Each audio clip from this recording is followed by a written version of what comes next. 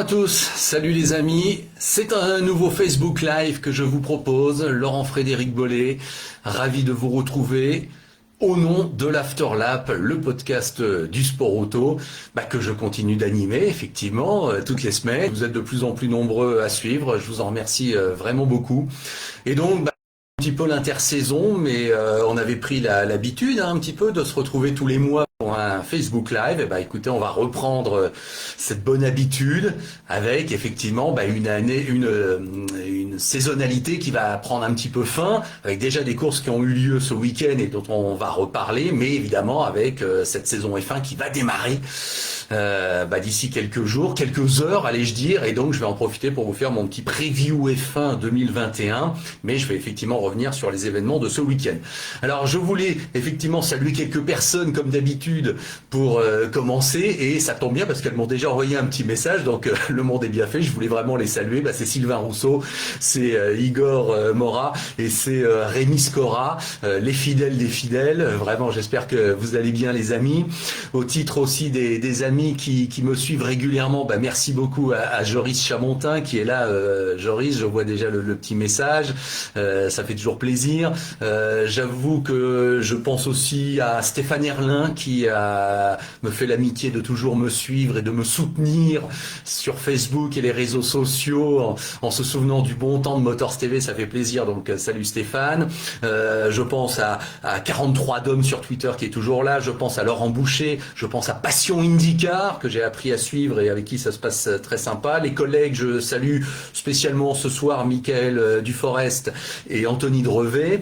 Et puis je voulais vous faire une petite mention avec François Bouet qui est là aussi. Salut François, puisque avec François on a appris à se connaître récemment et le courant passe très bien. François est le responsable de deux sites qu'il vous faut absolument connaître, c'est Histo Auto et Road Story. Alors à chaque fois c'est histo-auto.com et road-story.com, mais ce sont aussi des portails avec des podcasts, avec des stories comme son nom l'indique, et l'Afterlap est de plus en plus associé à François et à Road Story, donc vous pouvez retrouver des histoires un petit peu dans tous les sens. Et cette semaine avec François, on a fait une vidéo avec Pat Béard. Alors Pat Béard, moi je l'ai connu dans les années 90, grand responsable FIA au niveau des photographes, grand photographe de sport automobile qui était passé côté FIA.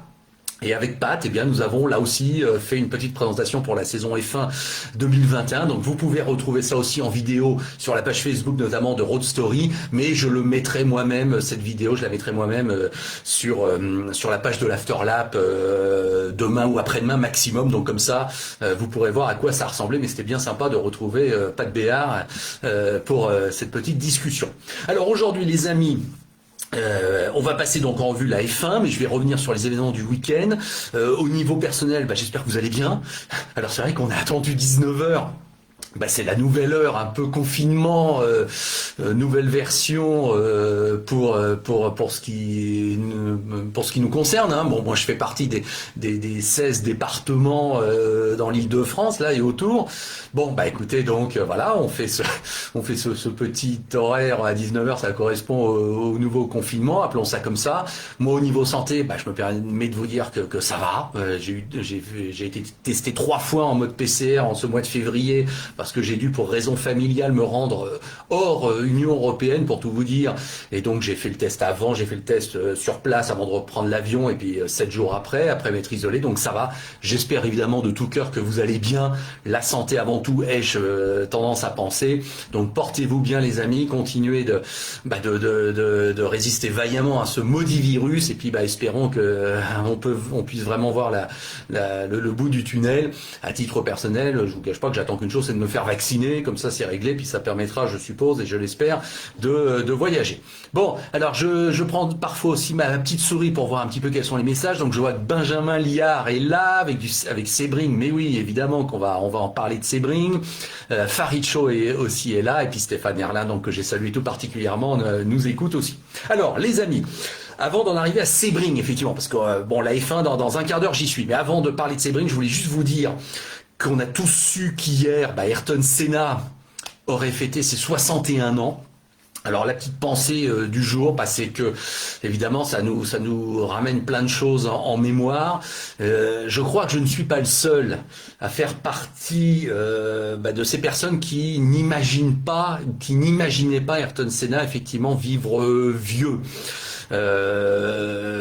Écoutez, dans sa carrière, il y a toujours il y a toujours eu une sensation de donner tout, d'être à fond dans son métier de pilote, de prendre tous les risques. Moi, autour de moi, j'étais déjà journaliste sportif, mais autour de moi, dans mon environnement familial ou amical, j'ai toujours entendu les gens dire: Senna, il va se tuer celui-là un jour. Tellement c'était évident que effectivement, il était un petit peu au-dessus du lot et que c'était un être d'absolu à tous les niveaux.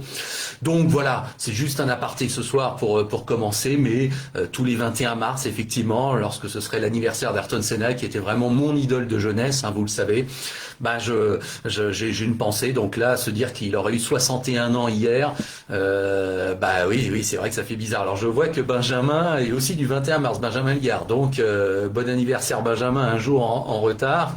Kenny Brack aussi, tiens, d'accord, est né le 21 mars, je ne le savais pas, bien sûr. Donc voilà, petite pensée, mais c'est sûr qu'on a tous un petit moment d'émotion quand on repense, mais peut-être moins fort que chaque 1er mai. Hein. Vous êtes comme moi, il y a un petit pincement au cœur parce que le 1er mai 94 est à tout jamais dans nos mémoires. Alors François Bouet, que je suis aussi en live sur Road Story. Ben voilà, tout va bien comme ça, vous voyez, on est raccord. Et donc voilà, l'univers global est de plus en plus unifié, mais vous verrez, on en reparlera, l'Afterlap et Road Story, les liens seront de plus en plus forts à l'avenir. On vient d'apprendre là, au moment même où j'allais prendre l'antenne, je viens d'apprendre, c'est officiel, la mort de Johnny Dumfries. Alors c'est amusant entre guillemets, c'est le premier mot qui me vient à l'esprit. Il est un peu malheureux, mais il a 62 ans. Donc vous voyez, un an de plus qu'Ayrton Senna, et ils ont été, vous le savez, coéquipiers chez Lotus en 86. Donc, évidemment, à distance, toutes mes condoléances à la famille de Johnny Dumfries. C'est quand même pas rien, puisqu'un ancien pilote F1, évidemment, un ancien coéquipier de Senna, c'est pas rien non plus. Et puis, évidemment, un ancien vainqueur des 24 heures du Mans, 1988. Oui, Johnny Dumfries a bien remporté les 24 heures du Mans pour l'équipe Jaguar avec la structure TWR. Donc, voilà, je pense que j'exprime ce que tout le monde du sport auto peut ressentir, une petite poussée d'émotion aussi par rapport au souvenir de ce pilote, Johnny Dumfries, mort évidemment à 62 ans, c'est bien jeune de nos jours. Donc voilà la nouvelle qui vient de tomber et que je vous communique si vous ne le saviez pas. Alors, on va donc débriefer un petit peu ce qui s'est passé ce week-end et on va commencer par Sebring.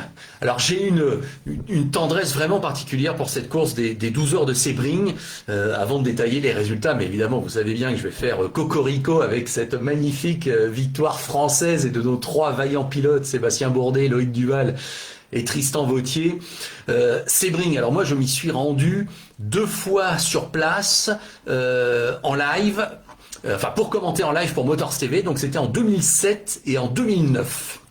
Voilà, alors en 2007, c'était avec Patrick Rivet, mon ex-collègue et partenaire de Motors TV, et on a donc commenté la course en live depuis le circuit sur place, en intégralité, à part quelques pubs de temps en temps, mais à l'époque sur Motors TV il n'y en avait pas des masses, et on n'était que 2. Donc ce que je veux dire, c'est que nos amis d'Automoto, la chaîne, qui ont fait une superbe opération évidemment en nous proposant la télévision française Sebring, ils se sont relayés, mais nous cette année-là avec Patrick on n'était que 2, et on a fait 13 heures d'antenne, une demi-heure avant le départ, les 12 heures, et une demi-heure d'après-course pour un peu les podiums et débriefer. Donc je peux vous dire que 13 heures d'affilée à 2, c'est un peu mon record, oui, et j'en garde un souvenir à la fois de fierté, mais de grande fatigue, parce que oui, vous pouvez pas quand même commenter 13 heures sans à la fin être complètement mort, hein, je vous le dis franchement. Mais évidemment, bon, ça reste un super souvenir de télévision parce que bah, nous étions sur place, que nous étions arrivés dans la semaine. Alors quand vous allez à Sebring, hein, bah, c'est toujours la même histoire. Vous atterrissez à Miami, et puis là, bah, vous prenez votre voiture de location, vous remontez globalement jusqu'au milieu de la Floride, parce que Miami, on se rend compte, c'est quand même au sud de la Floride, au sud-est. Mais là, faut aller à Sebring, et Sebring, c'est en plein milieu de la poire, un petit peu que représente la Floride. Alors c'est une route, c'est la route 27 qu'il faut prendre, qui est parfois très monotone. Je crois qu'à un moment donné, il y a une portion, il y a 50 kilomètres. Il y a 50 kilomètres, il n'y a pas un seul virage, voilà, donc on est sur notre route nationale, on va dire, américaine, avec des orangers sur le côté, c'est plat, il se passe pas grand-chose, et puis vous arrivez à Sebring, et à Sebring, je me permets de le dire entre nous, il n'y a pas grand-chose non plus, hein, c'est la grande bourgade un peu américaine, avec la zone un peu commerciale pour arriver, une sorte de centre-ville dans la foulée, mais bon, ça, il y a pas grand chose à voir à Sebring. Mais si on tourne à droite, on va un petit peu à l'extérieur de la ville, et effectivement, on arrive sur ce circuit, qui est quand même pour nous légendaire. Et donc, si, là, je peux vous assurer que ça le fait. Quand on arrive à Sebring, évidemment, et qu'on a la fibre, bah, on sait qu'on pénètre dans un lieu un peu mythique, et qui a une histoire. Donc, ça le fait très bien. Surtout que le circuit, quand on se balade soit dans les stands, ou qu'on a la chance de pouvoir un petit peu humer l'atmosphère de la piste, bah vous vous rendez compte qu'effectivement c'est du béton, que ce sont des grosses plaques de béton qui de mémoire font 8 mètres sur 3, et qu'effectivement le circuit il est super bosselé, que c'est un peu défoncé, que c'est vraiment à l'ancienne, et c'est donc une atmosphère assez incroyable avec effectivement aussi ces spectateurs américains bah, qui viennent avec leur motorhome et qui a pas de tribune, hein, vous voyez, ça parsème sur toute la longueur du circuit, donc c'est vraiment une atmosphère tout à fait particulière. À titre personnel, moi, ma période, évidemment, que j'ai vraiment couverte et qui est un peu ma préférée à Sebring, c'est quand même les années 2000, parce que c'est quand l'American Le Mans Series est créé en 99, là je regarde un petit peu mes petites notes, mais en 99, c'est bien BMW qui gagne les 12 heures de Sebring, avec l'équipage quand même mythique Christensen, Leto, Muller, et donc c'est la période où c'est en plein cœur de l'American Le Mans Series, et où les équipes viennent vraiment préparer Le Mans à Sebring. Donc les 12 heures de Sebring en mars, c'est la préparation incontournable, inévitable pour Le Mans en juin. Et là, effectivement, ben moi, c'est ça qu'on a retransmis à Motors TV, c'est ça où on retrouvait Audi, où on a retrouvé Peugeot. Donc voilà, pour moi, c'est quand même des souvenirs un petit peu spéciaux avec pour moi une grande période qui était là, les années 2000. Donc quand j'ai commenté en 2007 avec Patrick Rivet les 12 heures de Sebring en direct, ben, c'est la victoire Pirot, Biella, Werner, oui, hein, un équipage assez classique avec l'Audi R10. Mais j'y suis revenu en 2009. Et là, j'étais pas à Paris pour commenter sur Motors TV, j'intervenais dans les stands avec un micro qu'on avait un peu bidouillé pour tout vous dire, et qui était relié à un téléphone. Donc en fait, j'appelais au téléphone en faisant le numéro de la régie de Motors TV, et avec mon micro que je portais à la main, je pouvais me balader et je pouvais intervenir. Alors évidemment, je peux vous dire, c'était pas simple au niveau du retour dans le casque pour entendre l'antenne à Paris, mais c'était pas mal. J'étais donc envoyé spécial dans les stands en quelque sorte. Et bah c'était quand même là une grande époque avec une super opposition Peugeot-Audi. Là je m'en souviens très bien, sachant qu'en 2008, vous vous en souvenez, c'est l'année intermédiaire où c'est Penske qui gagne avec la Porsche RS Spider, qui a l'édition géniale, et la victoire de Dumas, Collard et Bernard. Ça c'était génial, ça on avait commenté ça depuis Paris. Puis donc en 2009, j'y suis retourné. Et je me souviens que j'avais demandé un petit peu à mes amis de Peugeot, parce que bah il y avait Sarrazin, il y avait Bourdet, il y avait Montagny, voilà, je leur avais dit demain matin au petit déjeuner éventuellement je peux vous interviewer en direct parce que je serai sur RMC pour l'émission Motors. Et il m'avait dit bah on verra si on est réveillé, c'était pas évident. Et puis bah j'étais descendu au petit déjeuner de l'hôtel parce que j'étais dans l'hôtel aussi avec toutes les équipes finalement. Et là je m'étais trouvé avec tous les pilotes Audi. Et donc j'avais interviewé Alan McNish qui avait donc gagné la veille avec Christensen et Capello qui avaient gagné les 12 heures de Sebring. Et Alan était là au petit déjeuner en pleine forme comme s'il avait pas fait une fin de course géniale. Et il m'avait répondu en direct pour RMC. Donc vous voyez, j'avais une double double casquette, Motors TV le samedi, RMC le dimanche, mais ça reste des super souvenirs. Et j'avais fait aussi une interview du docteur Lourich.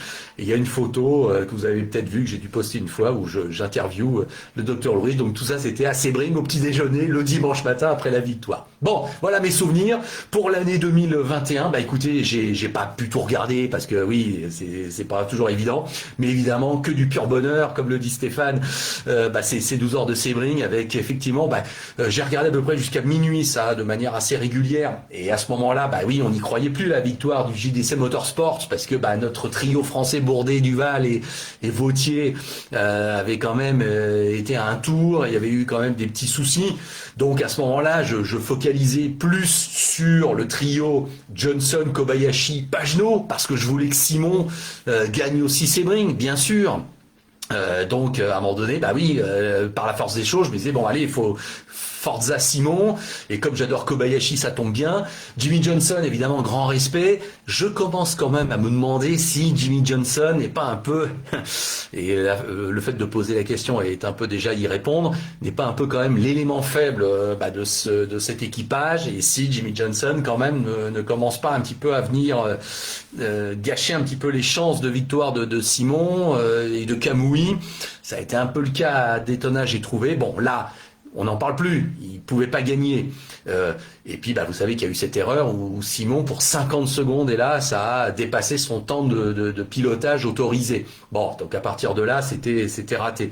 Mais après, j'ai refocalisé évidemment sur l'équipage de la 5 parce que j'ai bien vu qu'il y avait un coup formidable à suivre. Donc j'ai bien revu le lendemain les 20 dernières minutes, fabuleuses, géniales, le restart, Sébastien qui résiste, et puis il y a cette vue aérienne d'hélicoptère où on voit les 5 DPI qui sont à la suite là, à la queue leu. Fabuleux, génial. Et puis il y a l'incertitude en DPI, il y a l'incertitude en P2 avec pareil les deux premiers qui sont dans la même seconde, il y a l'incertitude en GTLM. C'est classique, faut quand même le dire. C'est pas aujourd'hui qu'on va découvrir Sebring. Il m'est arrivé moi aussi de hurler au micro de Motors TV dans le dernier tour parce que tout allait se jouer là, notamment en GT. Ça, je m'en souviens. Entre Porsche, Ferrari, Corvette. Oui, ça a toujours été très très chaud jusqu'à la fin. Bon, là, ça a été le cas aussi. Avec en GTLM, vous l'avez vu comme moi, cette bataille à 3 entre la Corvette avec Antonio Garcia, avec la BMW et Connor de Filippi, et avec la Porsche et Mathieu Jaminet. Je fais partie de ceux qui considèrent que Connor de Filippi a été un petit peu quand même un peu gonflé d'aller attaquer Antonio Garcia de cette façon, et je suis à la place de l'équipe Corvette et d'Antonio Garcia en premier lieu, je suis vert de rage, oui, faut être honnête. Alors après, pour Mathieu Jaminet, évidemment, tant mieux, bravo, il en a profité, même si ça a été chaud, lui aussi, il a évité de justesse le contact, mais c'est vrai qu'on a tendance à penser que Connor de Filippi là avec la BMW, même si Bobby Rahal aujourd'hui a fait une déclaration où il dit que c'est normal, il fallait tenter, on est à Sebring, il faut aller gagner la course, oui, sauf qu'il a ruiné sa chance de victoire et il a ruiné les chances de victoire de Corvette. Bon, et au bout du compte, c'est Porsche qui gagne, tant mieux pour eux. Mais bon, c'est quand même, à mon avis, une erreur de sa part. Donc pour en revenir devant, Sébastien Bourdet a résisté jusqu'au bout à la Mazda, super. Avec le Wayne Taylor Racing qui là n'a pas gagné. Après tout, c'est pas plus mal, parce qu'à Daytona, bravo à eux. Mais bon, on aime bien quand même que ça change un petit peu. Donc super course. Et Loïc Duval 10 ans après qui gagne. Sébastien Bourdet 6 ans après qui gagne. Tristan Vautier qui gagne aussi cette grande course. Tristan, moi je l'ai interviewé plein de fois, Tristan, et c'est vrai qu'il a toujours eu cette image et un peu ce rôle de joker, un petit peu d'être là pour parfois pallier les absences ou remplacer. Et là, c'est une vraie concrétisation pour Tristan. Donc vraiment, je le félicite à distance. Je suis vraiment super content pour lui parce que moi, j'ai toujours trouvé quand il faisait ses piges en IndyCar, il était toujours au niveau. Et puis en GT ou en endurance, il a toujours été impeccable. Donc super pilote. Voilà, ça c'est un beau trio. Quand on pense comme ça, ce trio français au volant d'une écurie américaine qui va gagner Sebring, c'est génial, super. Donc évidemment, j'ai été très touché et ça me fait très plaisir. Vous savez, allez, je vous en reparle une nouvelle fois. Vous savez que j'ai bien écrit ce livre, Sébastien Bourdet, exil gagnant. Voilà, il y a un peu de reflet. Donc c'est un livre qui est sorti en 2006 aux éditions Apache, que j'ai écrit avec Henri Suzeau, qui à l'époque travaillait pour Auto Hebdo. Tiens, regardez si on voit, là, il y a notre photo en 4e de couverture, avec nous trois. Vous voyez comme on est bien habillés. Alors cette photo, elle date exactement du mariage de Sébastien Bourdet, avec la charmante Claire, bien évidemment. Et donc Sébastien nous avait invités à son mariage. Il n'y avait pas beaucoup de journalistes, je me permets de le dire, sans vouloir frimer. Il y avait Paul Newman qui était là. Et Paul Newman, dans ce livre, nous a fait la préface. C'est Henri Suzeau qui lui avait demandé officiellement. À l'époque, je peux vous dire, il y avait Internet. Bon, oui, ça existait bien sûr, mais c'était pas évident les emails. Et je revois, on avait un fax à Motors TV. Et j'étais devant le fax, je sais plus pourquoi, parce que c'était à côté de la photocopieuse, et soudain je vois un fax tomber, j'ai l'impression que ça vient de l'étranger. Je regarde et je m'aperçois que c'était un fax qui venait du bureau de Paul Newman aux États-Unis. Et ouais, et Paul Newman donc nous avait fait un petit texte qui est là, le texte de la préface. Voilà, où il nous dit, la première phrase, c'était en 1979 que j'ai discuté avec une Porsche 935 les 24 heures du Mans et j'ai eu la satisfaction de terminer à la 2e place au classement général, tout le monde le sait. Puis après, il parle de Sébastien, voilà, j'en dis pas plus, mais en tout cas, voilà, Sébastien Bourdet, exil gagnant. Ce livre qui date de 2006, bah évidemment j'ai une fibre toute affective, spéciale pour Sébastien évidemment, et quand je le vois gagner, je suis content. Bon, bah voilà, je crois que c'est à peu près tout ce qu'on pouvait dire sur Sebring. Voilà, avec Rémi qui me nuance un petit peu sur les commentaires pour que Johnson et Hendrix, qui a le sponsor, bah oui, je sais bien que Jimmy Johnson est incontournable, ça on a bien compris. Maintenant, bon. Déjà qu'on attend un petit peu de voir comment ça va se passer pour lui en IndyCar, bon, en endurance, il faut encore qu'il trouve, je trouve, un petit peu ses marques. Et peut-être qu'effectivement, Simon Pagenaud et Kamui Kobayashi en ont un petit peu souffert. Bon. Mais c'est le sport et Jimmy Johnson est évidemment un immense champion. Je voulais aussi vous parler de ce week-end de dingue. Là, je change un petit peu ma page en supercars. Vous savez qu'évidemment, j'ai la fibre supercars. Ça, je peux pas le cacher. J'en parle toutes les semaines ou presque dans l'émission que j'anime, que vous pouvez voir en plus de mes podcasts de l'Afterlap, qui s'appelle Green White Checkered avec mon confrère Maxime Potard, Maxou le pilote. Vous savez qu'on fait un talk vidéo, audio tous les 15 jours, et là je vous fais un petit peu à chaque fois ma page Supercars où je vous donne les dernières news du Supercars. Bon, honnêtement, ce qui s'est passé ce week-end à Sandown pour la 2e manche de la saison 2021, ça a été génial. Il n'y a pas d'autre mot. Et Shane Van Gisbergen, et pour moi, rentrer encore un petit peu plus dans une légende, je vous en parle 5 minutes. Donc le Supercars, en Australie, c'est reparti. La saison est bouleversée à cause du Covid, donc le calendrier a un petit peu changé. Ils ont commencé à Bathurst et ils ont enchaîné à Sandown avec 3 courses qui étaient au programme. Or, qu'est-ce qu'on a appris une semaine, il y a une grosse dizaine de jours, alors que Van Gisbergen avait gagné les 2 premières courses de l'année à Bathurst, on a appris que donc il avait eu un accident de VTT et qu'il s'était cassé la clavicule gauche. Bon, effectivement, la traditionnelle histoire quand un pilote se blesse en cours de saison alors qu'il s'entraîne.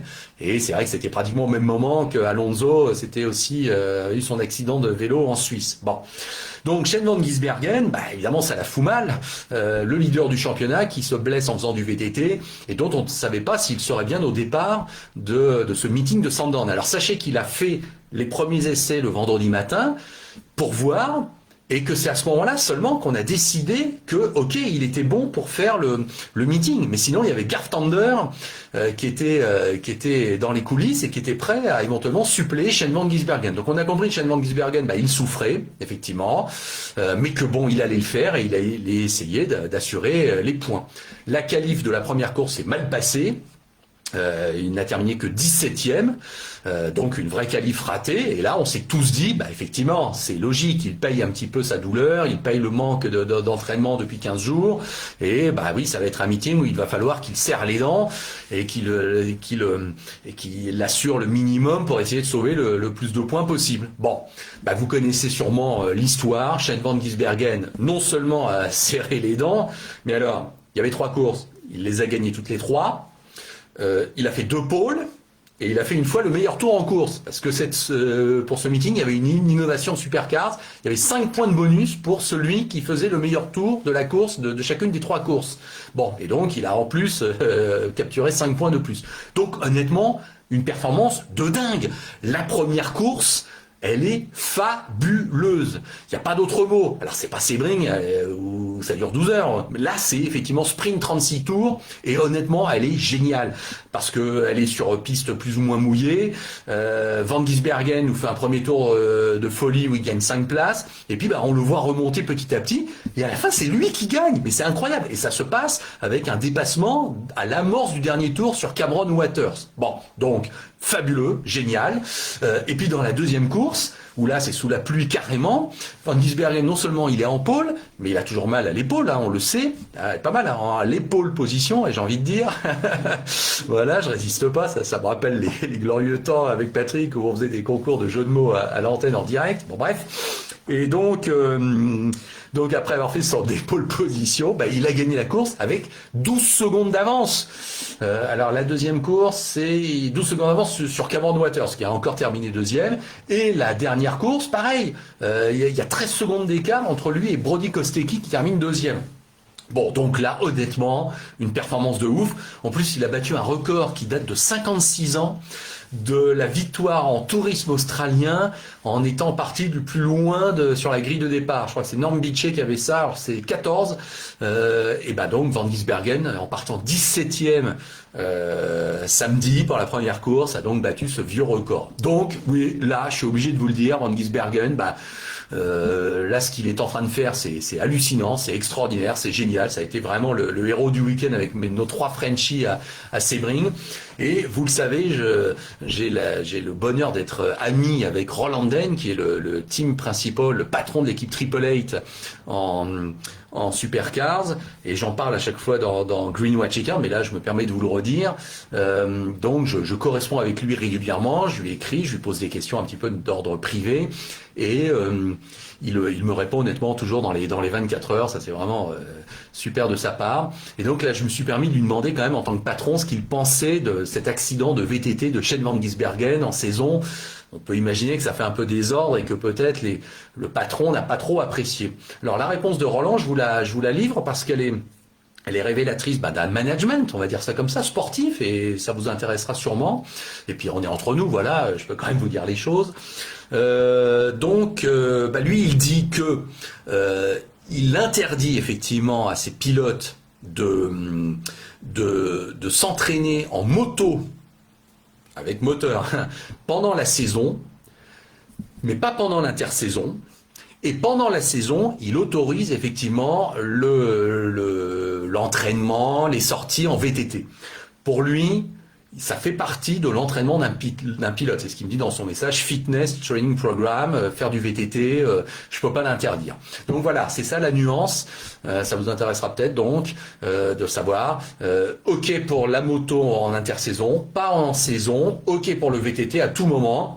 En espérant évidemment ne pas se blesser, c'est arrivé, mais effectivement, on va dire tout est bien qui finit bien, avec un Van Gisbergen qui manifestement même a blessé, même pas à 100%, continue de gagner toujours, mais on sait qu'il aura une plaque dans son omoplate, dans sa clavicule, je veux dire, jusqu'à la fin de saison, mais on peut penser que ça va pas trop le perturber, et de toute façon, Van Gisbergen était déjà un peu le favori de l'année, donc il l'est de plus en plus. Bon, écoutez, je crois que c'est tout pour les autres disciplines. On va parler F1 dans quelques instants. Jérémy Gégé de Montoya qui se blesse au tennis. Oui, on se souvient de la blessure de Montoya à l'époque. Oui, c'était peut-être pas forcément au tennis. Bon, d'accord. Et puis Rémi Scora qui me dit que Mostert n'arrive pas à faire mieux. Oui, Mostert, quand même, il est là. Chaz Mostert pour le Walkinshaw Racing United. Maintenant, de là, aller chercher les pilotes Triple Eight. En plus, on a vu que chez Tickford, il y a Waters qui est solide. Il y a forcément le DJR Racing qui va revenir un peu aux avant-postes, forcément avec Will Davison et Anton De Pasquale. Donc là, effectivement, Mostert, il va falloir qu'il trouve sa place. Alors Rémi qui me dit que la stat de la victoire du plus loin est fausse. Ah bon, d'accord, parce que Skype a gagné à Adelaide en 2000 depuis la 38e place sur une course sprint. Ah d'accord. C'était pour Sandown, d'accord Rémi. Alors peut-être qu'effectivement, j'avais peut-être pas percuté que c'était que pour le circuit de Sandown. Effectivement, peut-être pas pour le tourisme australien, même si je crois me souvenir de la news qui parlait de tourisme australien en général. Bon, en tout cas, on est entre spécialistes hein, et entre passionnés. Bon, ben merci Rémi pour l'info. J'irai vérifier ça parce que effectivement le V8 à l'époque en 2000, je le suivais puisque c'est un moteur, on a commencé à le retransmettre à ce moment-là. Donc effectivement, je vais aller revoir aussi mes propres statistiques parce que je fais mes statistiques pour tout vous dire. Donc je vais aller voir ça. Bon, allez, je vous propose d'enchaîner avec la Formule 1. Donc je voulais vous faire mon petit preview. Donc je vous rappelle que sur roadstory.com ou histoauto.com, il y a ma petite vidéo avec Pat Béard où on fait justement aussi cette petite présentation F1, mais je vais vous la faire là maintenant tout seul. Et puis bah ce que je veux dire, je vais détailler les équipes les unes après les autres, et puis je vais vous dire un petit peu ce que moi j'attends, je vais vous dire ce que je pense franchement des forces en présence et de ces équipes et de cette saison 2021 qu'on attend. Bon, alors la saison 2021, bah déjà, on va espérer qu'elle soit aussi... alors c'est vrai que l'an dernier c'est paradoxal, parce que... c'est une saison hors norme, géniale, avec des courses fabuleuses sur des circuits fabuleux et un truc un peu complètement bouleversé. Donc pour ça, on a adoré, voilà. Mais en même temps, effectivement, on a tous été un petit peu déçus de voir qu'encore une fois, Hamilton gagnait les deux tiers des grands prix, quoi. Donc voilà, notre attente pour 2021, elle est à la rigueur qu'on ait encore une saison un petit peu bouleversée par le Covid. Façon de parler, mais vous voyez ce que je veux dire, qu'éventuellement qu'on ait comme ça des surprises, des annulations, on reste sur deux week-ends de suite sur un Grand Prix. Bon, pour moi, il peut y en avoir hein, comme ça des annulations de Grand Prix, des changements de dernière minute. Donc ça participerait un petit peu à une saison pareil comme l'an dernier, un petit peu hors norme, un petit peu spécial. Donc ça serait pas mal. Et puis je vous le dis franchement, j'ai rien contre Lewis Hamilton. Je le répète semaine après semaine dans l'Afterlap, qui est un immense champion, évidemment le plus grand de son temps. Mais bon, voilà, non, ça m'embêterait qu'il gagne encore 10 Grands Prix ou 11, comme il en a pris l'habitude, et que ce soit un petit peu la même histoire et qu'on ait compris dès le 3e ou 4e Grand Prix que c'est lui qui gagnait et pas les autres. Donc ça, je le souhaite sincèrement. Et c'est vrai que ces essais d'intersaison, ces essais officiels qui ont eu lieu à Bahreïn la semaine dernière, laisse entrevoir qu'il pourrait y avoir un petit peu de renouvellement dans la hiérarchie, dans les performances, que ça a l'air là, il y a l'air d'avoir certains qui se sont positionnés. En tout cas, ces essais là sont assez prometteur pour que peut-être effectivement la machine à gagner qu'est Mercedes puisse un petit peu être mise à mal. Bon, alors si on décrit maintenant les équipes les unes par une et ce que je vous dis. Alors, j'ai fait ma petite liste selon un certain ordre, donc on va commencer par Mercedes, bien sûr. Bon, alors Mercedes. Je l'ai dit sur Road Story, c'est un détail, mais bon, puisqu'on est à tout analyser, je n'aime pas du tout la décoration de cette année 2021. L'année dernière, tout en noir, j'ai trouvé ça génial, sublime, classe, avec un message derrière, très bien. Et franchement, ouais, ça le faisait super. Là, ils ont voulu que tout le monde ait sa part, donc c'est noir globalement sur la première moitié, c'est un peu rouge derrière, et puis c'est gris, c'est un peu rouge au milieu, puis c'est gris derrière. Bon. Non, c'est pas beau, pas du tout. On voit que ça reflète effectivement la nouvelle répartition du capital chez Mercedes avec Mercedes, Toto Wolff et Ineos, qui a un tiers. Mais Ineos, moi, quand je pense à Ineos, par association d'idées en journaliste sportif, ça me fait penser à Sky en cyclisme, avec effectivement cette armée noire qui verrouillait la course autour de Bradley Wiggins ou de Chris Froome. Et effectivement, par une sorte d'analogie, j'ai peur que ça soit encore la même chose en sport automobile, à savoir que Mercedes écrase tout sur son passage et qu'effectivement, on ait encore une hiérarchie qui soit évidente, à savoir que c'est Hamilton le numéro 1 qui gagne tout et Bottas qui, comme depuis hélas quelques saisons, nous rame, il n'y a pas d'autre mot, et soit bien le numéro 2. C'est vrai que le pauvre Bottas me fait de plus en plus penser à David Coulthard à l'époque quand il était aux côtés de Mika Häkkinen et que chaque année il disait qu'il était prêt et mature, mûr pour le titre mondial, et à chaque fois évidemment il était le numéro 2 de manière évidente. Bon, donc effectivement je crois que la hiérarchie chez Mercedes, elle est bien établie, qu'elle ne changera pas, et que je vois pas par quel miracle soudainement Valtteri Bottas réglerait son compte à Lewis Hamilton. Donc Lewis Hamilton, écoutez, on est tous d'accord pour dire qu'il n'a plus qu'un objectif, c'est d'aller chercher son 8e titre au mondial, comme ça il sera le seul dans l'histoire à avoir ce record prestigieux. Bon, pour moi, c'est encore lui qui logiquement est le favori, parce que ça fait quand même plusieurs années qu'il nous démontre qu'il est au sommet de son art, qu'il contrôle tous les paramètres, et qu'en plus il a toujours ce soupçon de réussite qui accompagne les grands champions, même si c'était pas toujours le cas pour Senna à l'époque, mais en tout cas pour Prost et Schumacher ça a toujours été le cas, ça c'est sûr. Donc bon, allez, je vois Hamilton tout de suite encore champion du monde cette année, mais je suis sincèrement dans l'espoir que Verstappen, pour ne pas le citer, aille le chercher, et je vais vous parler de Red Bull dans quelques instants. Alors il y a Sylvain qui me pose la question quand même au passage d'un circuit préféré cette saison.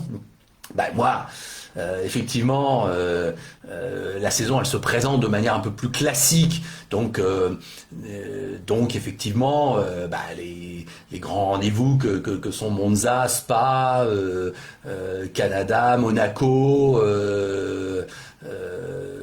Suzuka, Singapour, bon maintenant, oui, c'est censé faire partie d'une saison, donc ça c'est des rendez-vous qui sont immanquables. Moi je vous cache pas que Portimao, j'adore sur la conception de ce circuit, et sur l'idée, sur la nouveauté qu'il représente, sur le fait que voilà, on l'a inclus au dernier moment, voilà, ça faisait quelque chose qui changeait un petit peu. J'ai été un chouïa déçu par sa configuration F1, où là il m'est apparu un petit peu trop court ce circuit, mais en tout cas c'est du spectacle, ça c'est sûr. Imola aussi, j'ai adoré le retour à Imola, et donc je suis ravi qu'on y aille. Mais bon, moi j'aime globalement tous les circuits. Celui de Melbourne, je l'adore d'ailleurs. Tiens, un petit peu au passage. Alors non, il y en a qu'un qui est vraiment pas bon. Enfin, il y en a deux qui sont pas bons. C'est Abu Dhabi. Ça, c'est vrai qu'honnêtement, chaque année, on dit la même chose, mais ce dernier Grand Prix de l'année, c'est une purge. Il n'y a pas d'autre mot. Donc, Abu Dhabi, je sais pas ce qu'il faut faire, mais il faut vraiment le changer. Et ça, non, je l'aime pas, effectivement. Je n'aime pas trop Azerbaïdjan à Bakou, même si ça sort de l'ordinaire, mais bon, il se passe toujours des choses là-bas, donc on va dire que c'est pas mal. Sochi, non, je peux pas dire que je sois bluffé. Zandvoort, tiens, en fait, oui, Zandvoort, j'attends avec impatience le retour de Zandvoort, même si je crains aussi que le circuit soit un peu court, mine de rien. Et alors, mon avis, j'allais vous le donner, c'est ce que me demande Joris sur le circuit d'Arabie Saoudite. Alors, écoutez, je suis comme vous, j'ai vu la simulation, j'ai vu le dessin. Alors, il se vante que le circuit est le plus long routier, plus de 6 km, et il se vante que ça va être le circuit en ville le plus rapide du monde, en quelque sorte. Bon, ça, je suis le premier à dire, si, super, génial.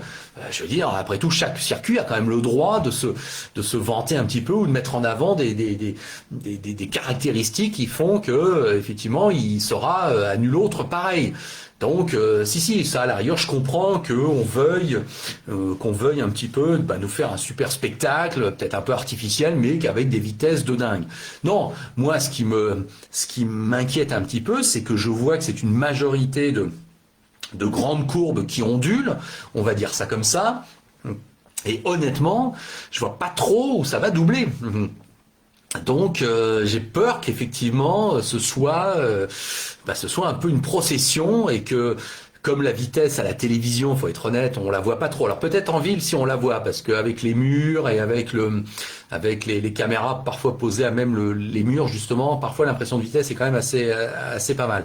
Mais bon, c'est ça ma crainte. Je sais que je vois pas trop où ça va doubler. Bon, mais bon, écoutez, de toute façon, la Formule 1 est partie sur un aspect un peu commercialo, avec le Moyen-Orient et l'Arabie Saoudite, dont on peut pas dire qu'on soit peut-être fan de la politique de ce pays. Voilà, j'en dis pas plus, mais vous voyez ce que je veux dire. Bon, écoutez, l'Arabie Saoudite est suffisamment influente ou riche pour effectivement quand même avoir son Grand Prix de F1. Tant mieux pour eux. Ça va faire partie du calendrier, donc c'est comme ça. On va étudier ça, on va observer ça, on va commenter ça. Mais bon, ouais, j'attends de voir forcément. C'est vrai que ça sera en tout cas un des grands rendez-vous. Ça va peut-être nous dynamiser cette fin d'année. Si le titre était joué 4-5 Grands Prix en avance, ce rendez-vous d'Arabie Saoudite, oui, c'est sûr qu'il fera l'actualité et on en parlera beaucoup. Bon, voilà, surtout si l'Australie, en plus, je rappelle, l'Australie a été remis en 21e position 21 novembre. Donc ça sera pas mal d'aller en Australie parce que ça, j'adore ce circuit. Sao Paulo juste avant, pas mal. Mexico, génial. Austin, c'est pas mal aussi. Donc ça le fera bien. C'est vrai que oui, il y a pas le Mugello qui revient cette année, mais l'an dernier, avec ce qui s'était passé, je pense qu'effectivement, au niveau F1, on verra s'il faut pas le mettre, s'il faut pas l'inclure en dernier lieu. Mais bon, en tout cas, ça nous fait quand même une saison. Maintenant, est-ce qu'il y aura bien 23 Grands Prix cette année? J'attends de voir. Là, bon. Alors, voilà, donc j'ai parlé de Mercedes. Oui, ça a un peu ramé pendant ces essais de Bahreïn. Mais bon, je vois pas comment la machine ne pourrait pas se remettre en place et que donc Hamilton ne puisse pas être un octuple champion du monde. Mais ce qu'on espère tous, voilà, c'est un petit peu plus de concurrence, et un petit peu plus d'adversité. Et ça, on veut croire que Red Bull sera là pour ça. Donc j'en viens à Red Bull, c'est très encourageant ce qui s'est passé à Bahreïn pour les essais. Avec un temps canon, avec une régularité exceptionnelle, avec un nombre de tours hallucinant fait par Verstappen et les autres. Alors attendez, j'avais pris mon petit, voilà, c'est du direct, j'avais noté les tours. Verstappen, effectivement, il nous fait le premier jour, 139 tours, quoi. Bon, c'est génial avec le meilleur temps. Il nous refait le meilleur temps dans la dernière journée. Donc là, c'est quand même très prometteur. Et puis, comme moi, je considère Verstappen comme un pilote génial. Alors génial dans le sens pilotage pur. Je l'ai toujours dit. Je dis pas que je suis super fan du personnage ou de quelques attitudes qu'il a pu avoir ou qu'il peut avoir. Mais un mec jeune qui fait partie de l'histoire de la Formule 1, qui draine.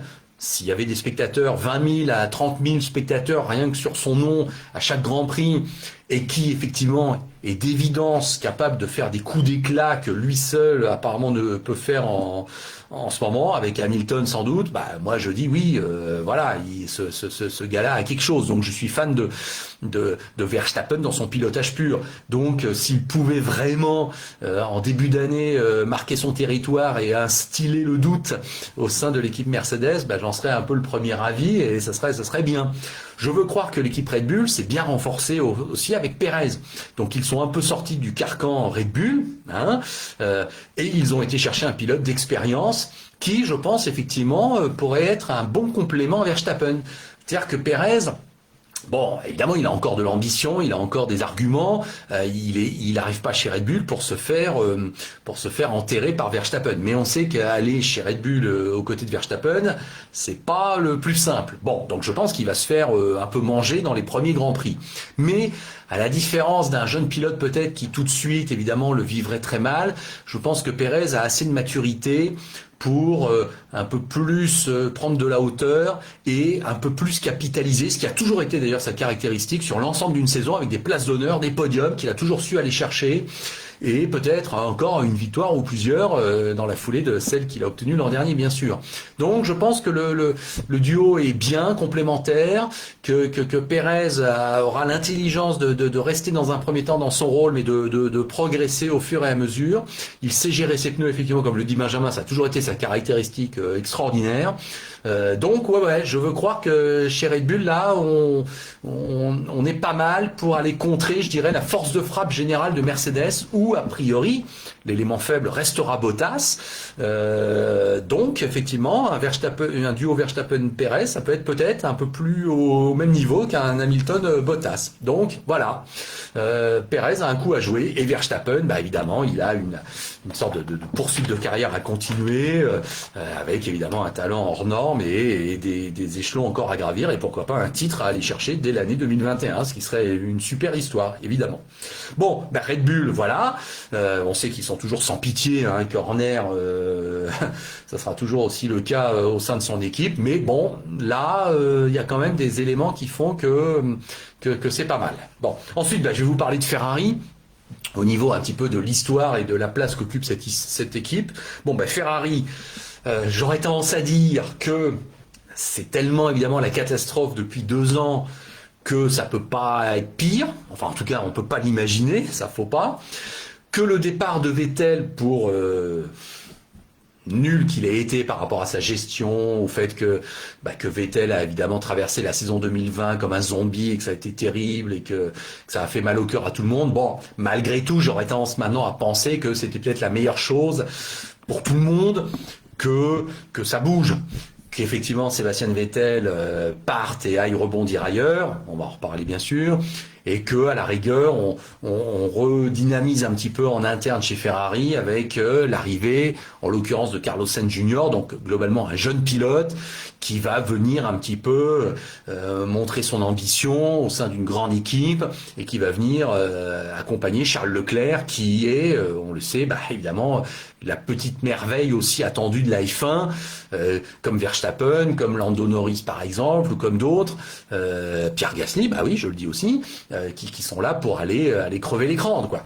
Donc, en espérant qu'effectivement ils n'aillent pas se marcher dessus, moi je pense que Sainz, effectivement, c'est une très bonne recrue pour un petit peu redonner un bon dynamisme et voir un pilote dont les dents raillent par terre. Oui, évidemment, il faut être honnête, Carlos Sainz pour lui c'est un changement fondamental, donc il est là aussi pour s'imposer et pour peut-être effectivement s'offrir Leclerc dans un premier temps. Mais comme Ferrari part de très bas, je peux pas croire que ça débouche tout de suite sur une rivalité féroce entre les deux. Je pense que ça va vraiment déboucher sur une entente relativement cordiale et sur effectivement une sorte de duo très homogène qui pourra bien se compléter. Donc je souhaite le meilleur à Carlos Sainz et je pense qu'il a les arguments pour effectivement bien prendre position chez Ferrari, mais un peu comme chez Red Bull, le taulier c'est Charles Leclerc et Charles Leclerc, on veut le voir et je pense qu'un peu libéré quand même d'une sorte de présence de Vettel qui faisait forcément office de pilote numéro 1. C'est lui maintenant le pilote numéro 1 et je le vois pas du tout sombrer sous la pression. Au contraire, je pense que c'est ce qu'il attendait et Charles Leclerc est maintenant suffisamment mûr pour effectivement prendre encore plus son envol. Mais reste à espérer que le matériel chez Ferrari soit bon. Donc ça, on va bien voir. Bon, mais en tout cas, on veut être assez optimiste chez Ferrari et on en revient toujours à la même histoire. Il n'y a aucun intérêt quand même si on n'est pas forcément supporter de Ferrari comme ça de manière idolâtrique, si j'ose dire. On a tout intérêt à ce que Ferrari ça marche bien en F1, ça fait forcément partie du package, ça fait forcément partie de la panoplie F1 et on veut tous que Ferrari soit dans le coup. Donc oui, comme le dit Jérémy, on serait heureux que Ferrari soit un peu plus dans le coup, c'est tout ce qu'on souhaite. Oui, franchement, voilà. Bon. Alors maintenant, je vais vous parler des équipes un peu de fin de tableau et puis on reviendra sur le milieu de tableau. Donc je vais parler carrément de Haas. Bon. Alors Haas, c'est quand même une situation qui est assez incroyable, puisque donc tout le monde, moi le premier, vous je suppose, on s'attend à ce qu'il soit dernier de la classe. Là, il n'y a même pas espoir. On sait, a priori, qu'ils vont être derniers. Et on les condamne à ce rôle. Mais on les condamne d'autant plus à ce rôle que, on sait qu'ils ont fait aucune évolution pratiquement sur la voiture, que 2, ils prépareront au mieux l'année prochaine, et que 3, ils ont un duo de jeunes pilotes rookies dans l'année, pour qui finalement ça va être une sorte de baptême du feu à l'arrière du peloton. Donc tous ces éléments mis bout à bout, on accepte l'idée que Haas sera en dernière position. Alors à partir de ce moment-là, j'ai envie de vous dire, après tout, pourquoi pas? Et après tout, c'est un rôle où j'ai envie de leur dire bravo quelque part, puisqu'ils acceptent en quelque sorte de jouer le rôle de dernier de la classe et d'être là uniquement pour faire un peu de la figuration, oui.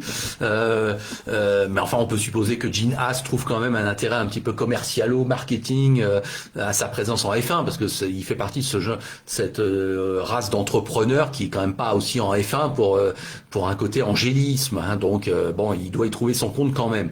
Et puis, bah, écoutez, ça va être l'occasion de tester grandeur nature, deux jeunes loups qui vont comme ça avoir l'occasion de démarrer finalement en douceur, sans trop de pression, en se disant qu'il y aura peut-être un ou deux coups à jouer et que dans un premier temps, ça sera plus pour emmagasiner de l'expérience. Alors Nikita Mazepin, le pilote russe, bon, faut quand même avouer qu'il part avec une cote très négative.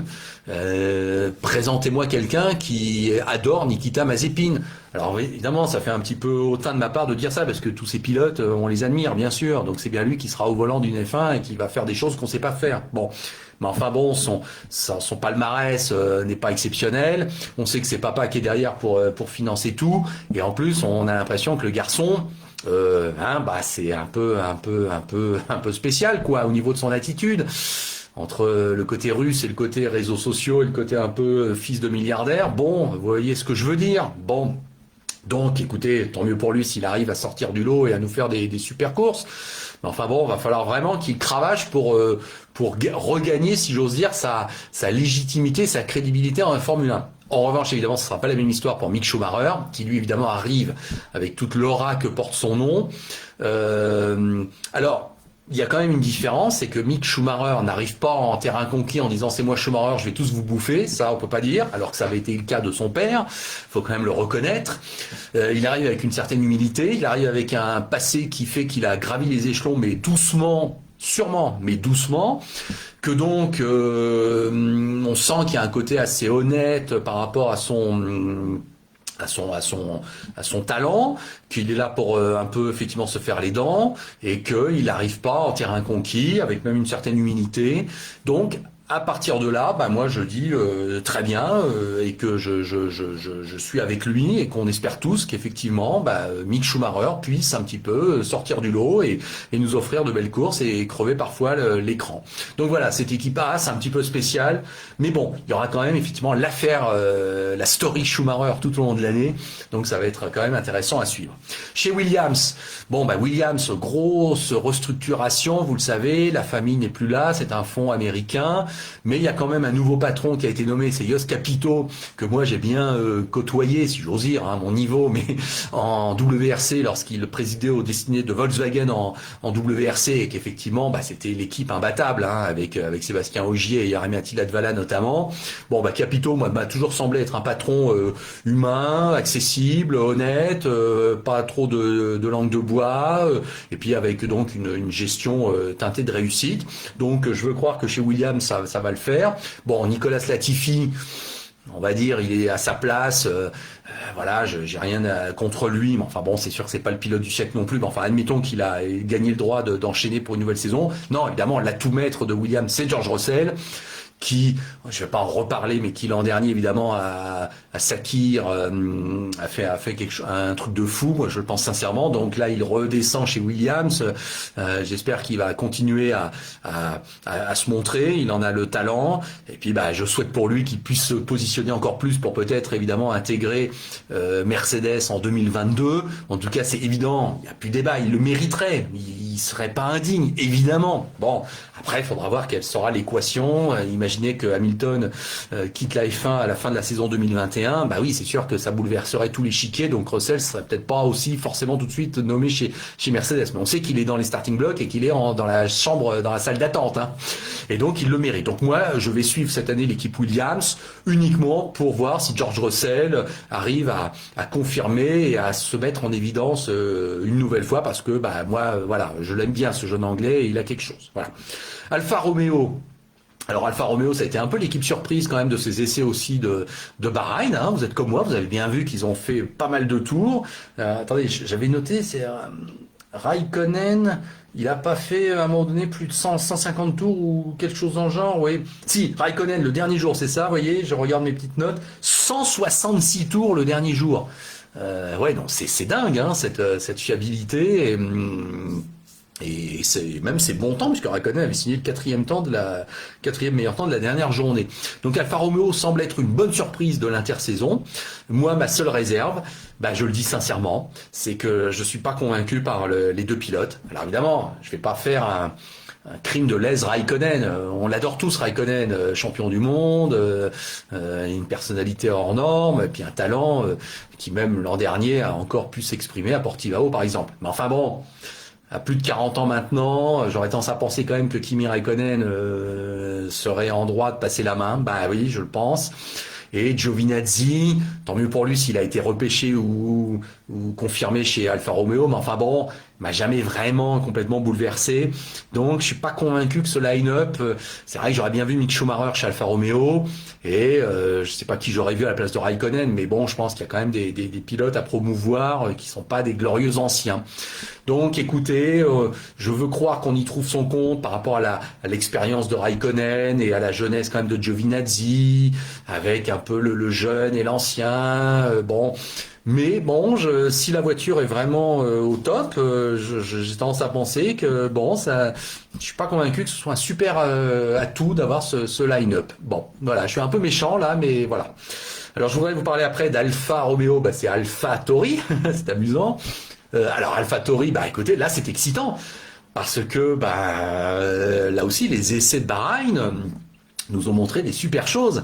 Alors Pierre Gasly, bah évidemment, on veut croire et on en est certain que dans la foulée de son année 2020 exceptionnelle, de sa victoire à Monza, voilà, il a acquis une certaine, comment dirais-je, un tel talent que ça y est, il est au top, notre Pierre Gasly national, et que donc il peut continuer, il peut nous faire des super coups d'éclat, en tout cas des super places d'honneur comme il en a eu l'habitude l'an dernier.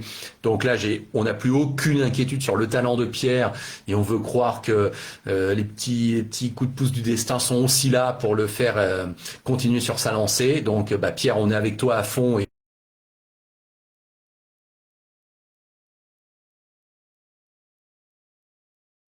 Bien aimé les pilotes japonais, et je parlais tout à l'heure de Kamui Kobayashi, hein, vous vous souvenez de son irruption en Formule 1, il avait été génial. Tsunoda là nous fait un super chrono lors du dernier jour à Bahreïn. Alors on sait que oui, il a laissé son DRS ouvert quasiment tout le tour et que ça explique cela. Mais bon, Tsunoda n'a pas été largué du tout et a montré que qu'il était prêt à être en F1 quoi. Donc voilà, ça peut être une très belle histoire également. Donc Tsunoda, bah, je veux croire qu'il va apprendre de Pierre Gasly, qu'il va apprendre de Red Bull, des techniciens Honda qui vont toujours être là quand même, et que donc, avec la bénédiction Red Bull, bah, là, il y a peut-être une belle story qui va s'écrire, et donc ça me semble être un line-up, là, pour le coup, bah, très excitant. Gasly, Tsunoda, ah oui, ça m'excite plus que Raikkonen, Giovinazzi, ça je vous le dis franchement. Donc voilà, on va être à fond avec eux. Et puis, bah, il me reste 3 équipes à vous présenter, si j'oublie personne. Alors attendez, j'ai pas une Mercedes, Red Bull, Ferrari, Haas, Williams, Alfa Romeo, AlphaTauri. Donc il me manque McLaren, Alpine et Aston Martin, bien évidemment. C'est bien ça. Alors écoutez, on va commencer par Aston Martin. Aston Martin, grande question de l'année. Hein. Ce nom prestigieux, cet investissement de Stroll, je parle de la famille, et Lawrence le père, ce transfert évidemment de Sébastien Vettel. Oui, il y a d'énormes ambitions chez Aston Martin, et ça, moi je trouve ça très bien. Qu'un milliardaire arrive et veuille investir dans une marque prestigieuse et veuille effectivement que son équipe devienne peut-être la future grande équipe de la F1, très bien, c'est la vie, c'est comme ça. Bon, après qu'on recrute Vettel, très bien, parce que je crois que Sébastien Vettel, que j'adore, vous le savez, il fallait qu'il rebondisse, donc là ça me semble être un très bon rebond. Alors évidemment, ce que j'espère franchement, c'est que Vettel ne soit pas passé depuis 1 an déjà au moins en mode malchance absolue et déveine et fin de carrière terrible. Il y a des pilotes comme ça pour qui ça a été vraiment long l'agonie. Je suis un petit peu inquiet parce que j'ai l'impression qu'il est vraiment devenu très malchanceux, Sébastien Vettel, et que dès qu'il y a un problème, c'est pour lui, et c'est encore arrivé à Bahreïn pour les essais, donc vous voyez. Mais bon, un quadruple champion du monde, c'est pas n'importe qui, donc on veut croire que oui, il va savoir rebondir. Et dans ce nouvel environnement où il va avoir un vrai rôle de mentor, de guide, de régleur, hein, vous voyez, on l'attend, je veux croire qu'il peut s'épanouir. Donc Aston Martin, forcément, avec une superbe livrée verte anglaise, super. Bon, voilà. on va être très attentif à la situation et on espère que ça marchera. Lance Stroll, je suis un petit peu lui aussi dubitatif sur son talent pur et absolu, mais enfin bon, il a quand même réussi à signer des coups d'éclat depuis 2 ans, donc j'ai l'impression quand même il a des arguments et il peut se montrer, il peut continuer sur sa lancée, Lance Stroll. Donc je vais suivre ça très très attentivement. McLaren, moi je crois beaucoup en McLaren avec un duo super. Alors là vraiment, je les mets en outsider. Ricciardo, j'adore ses dépassements, sa soif encore de vaincre, le fait qu'il a déjà gagné bien sûr, que ce soit quand même un ténor. Là, je pense qu'il va bien rebondir chez les Anglais de McLaren, ça, ouais, j'en suis sûr. Et Lando Norris, bah moi, je considère que c'est un prodige ce mec. Alors c'est peut-être pas Hamilton ou Verstappen encore, mais bon, Lando Norris, ouais, avec Leclerc, avec Pierre Gasly, avec Ricciardo bien sûr, avec d'autres. Et là, il est capable de gagner à tout moment, j'en suis intimement persuadé. Donc, j'ai l'impression que cette équipe McLaren là est pas mal placée pour se montrer et pour nous signer des coups d'éclat et pour aller chercher des podiums régulièrement. Et là, vous voyez, là où j'en reviens toujours à ça, je suis désolé, mais là où un Raikkonen Giovinazzi me laisse un peu circonspect, un duo Ricciardo Norris, là je sais que ça va éclater quoi. Et je peux pas croire qu'ils vont aller se foutre dessus l'un l'autre. Non, je suis persuadé qu'ils vont bien se compléter, qu'ils seront chacun un peu l'un devant l'autre en fonction des courses et que c'est eux il y en a un qui chaque course ira chercher le podium ou même mieux, l'autre se contentera des places, mais ils seront pas forcément toujours en frontal. Je le sens comme ça. Donc je pense qu'ils vont vraiment bien se compléter. Et puis je voudrais terminer par Alpine. Alors Alpine, un petit côté franco-français pour finir. Voilà, j'avais laissé exprès en fin puis je vois ça fait 1 heure qu'on est ensemble, donc je vais conclure. Alors Alpine, restructuration au niveau du management avec des hommes. Il y a Martin Budowski, il y a Laurent Rossi, il y a Davide Brivio bien sûr. Bon voilà, donc ils ont l'air d'avoir choisi une sorte de direction collégiale. Ça, c'est assez original. Je sais pas si c'est une super idée, mais en tout cas bon, ça prouve qu'il y a un sentiment d'équipe et qu'on veut un rebranding en Alpine en partant de Renault, l'empire industriel. Je trouve que c'est mieux parce qu'on a tous, vous comme moi, la fibre un peu sportive avec Alpine dans les années 70. Donc là, le fait que ce soit vraiment identifié Alpine Branding Sport, moi ça me plaît, voilà. J'aime bien la décoration, la voiture, voilà, c'est raccord, c'est légitime, c'est français, c'est le bleu, c'est tout ce qu'on a. Il y a une restructuration, donc c'est porteur de nouveaux espoirs. Et au niveau du line-up, alors je vais un peu nuancer, mais c'est excitant à la base. Entre un pilote français, oui, qui est là, qu'on maintient, à qui on fait toujours confiance, Esteban Ocon, qui vraiment est un gars bien aussi. Moi, j'aime beaucoup Esteban. Je trouve qu'effectivement, ça galère un petit peu depuis 2-3 ans, et j'attends de lui qui montre un niveau excellent à tous les grands prix. Mais je suis sûr qu'il en est capable. En tout cas, évidemment, on va être à fond derrière lui. Mais bon, va falloir un petit peu hausser le niveau de jeu quand même pour Esteban. Mais en tout cas, il est là, il est maintenu, et c'est un pilote français, super. Et puis, il y a donc Fernando Alonso qui revient. Alors, moi, j'aime les histoires en tant que journaliste, commentateur, raconter des histoires de sport. Ça fait partie. Donc Vettel chez Aston Martin,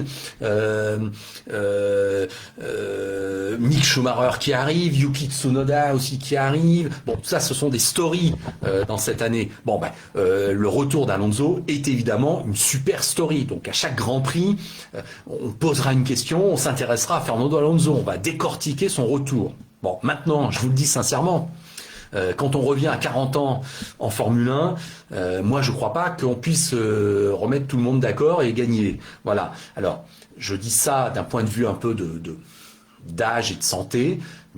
Michael Schumacher chez Mercedes, pareil, à 40 ans passés, non, ça revient pas pour gagner, c'est pas possible.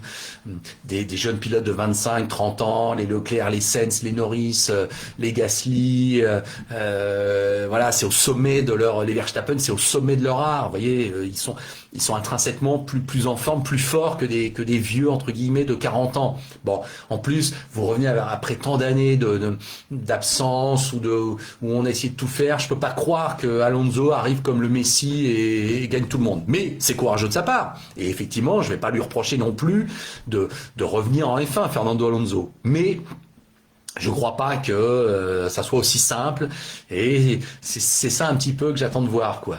Je suis sûr que en interne, Fernando Alonso sera une force d'entraînement gigantesque. Maintenant, au niveau des résultats et des concrets, j'ai un petit doute. Je peux pas croire que ce soit aussi facile qu'on revienne et qu'on gagne. Alors, je dis pas qu'Alpine dit que ça va être facile et qu'ils vont gagner, mais enfin, ils ont quand même des ambitions d'être à la bataille avec McLaren et Aston Martin un peu dans le top 3-5, hein, vous voyez ce que je veux dire. Bon, bah, je suis un petit peu dubitatif quand même par rapport à Alonso, certes qui est un pilote hors du commun, mais bon, ça me semble être pas si simple que ça quand même, Fernando, que tu reviennes et que ça marche. Donc, le rôle et l'objectif d'Esteban Ocon, ce sera effectivement d'aller s'imposer devant Fernando Alonso. Voilà, c'est forcément pour lui à la fois une pression, pour Esteban, je veux dire, c'est une pression, mais c'est aussi un super repère à aller chercher. Donc, ça peut être aussi une super chance. Bon, en tout cas, voilà, ça nous fait quand même pas mal d'incertitudes, beaucoup de questions qu'on se pose.